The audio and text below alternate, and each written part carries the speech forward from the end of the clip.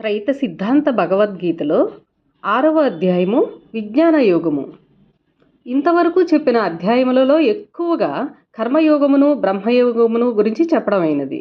ఇప్పుడు ఈ అధ్యాయములో జీవాత్మ పరమాత్మల గురించి ఎక్కువగా ఉండును.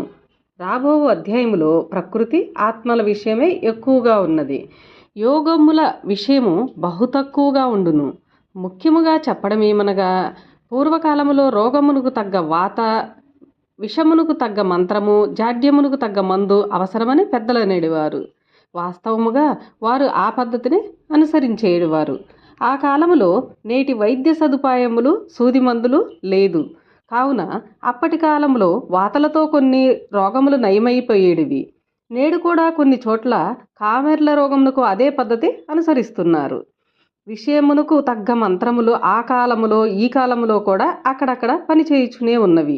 బాధపడుచున్నవానికి రోగము వలన బాధపడుచున్నాడా లేక విషము వలన బాధపడుచున్నాడా అని కనిపెట్టి ఏ వైద్యము అవసరమో ఆ వైద్యము చెయ్యాలి.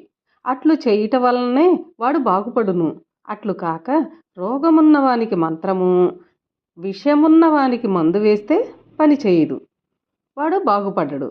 ఆ విధముగానే గీతలో మనము చదువుకున్న శ్లోకమును బాధాగ్రస్తునికున్నది విషమా రోగమా అని పరిశీలించినట్లు ఆలోచించి చూచి ఈ శ్లోకము ఫలానా విషయమై ఉన్నదని తెలిసినప్పుడే చదువువాడు బాగుపడును.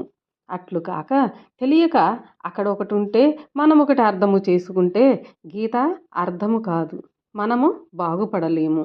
ఈ అధ్యాయంలో శ్లోకములన్నీ ఆత్మల గురించి చెప్పి ఉన్నారు. వాటిలో ఏ శ్లోకము ఏ ఆత్మదో తెలిసినప్పుడే భావము తెలియను. అట్లు కాక తెలియకపోతే గీతా భావమునకు మనము చాలా దూరముగా ఉన్నవారం అవుతాము. ఇది గమనించవలెను.